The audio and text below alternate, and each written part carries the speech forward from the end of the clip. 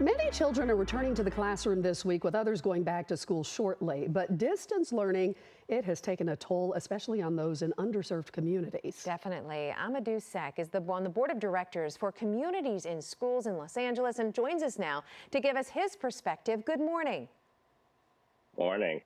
Thank you for having me. I first want to ask you, what do you see right now? There's so much going on as the top priority from communities in schools and helping to get students back to that in-person learning. Gotcha. Well, first off, Communities in Schools, it's an organization that focuses on building relationships, unlocking potential, and breaking down barriers for students in the LAUSD area through K through 12 students. And really, one of the first resources that helped me become a member of the board was the African American Board Leadership Institute, which was co-founded by Yvette Chappelle Ingram and Virgil Roberts. And their mission was to provide access and support to Black professionals to join boards like CISLA. So one of the things that CISLA is doing is working with our school partners to have a safe reopening and continue to support families' access to their basic needs in their households. Mr. Seck, what are your thoughts about the pandemic's impact on children from communities of color and the challenges that they have faced? Well, we've seen throughout the last year that the pandemic has disproportionately affected communities of color. There are students who are forced to work to assist their families rather than taking online classes. Access to Wi-Fi and technology is an issue.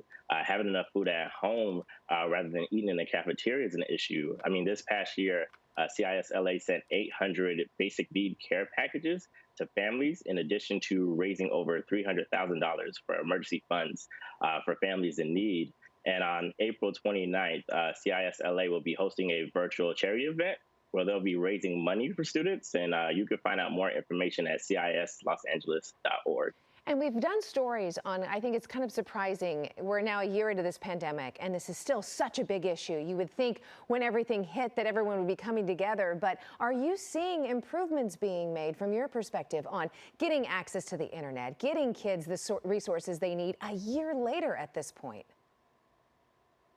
Yes, there are improvements that are taking place. I think the advocacy of CISLA as well as other organizations throughout the country have been a factor for this.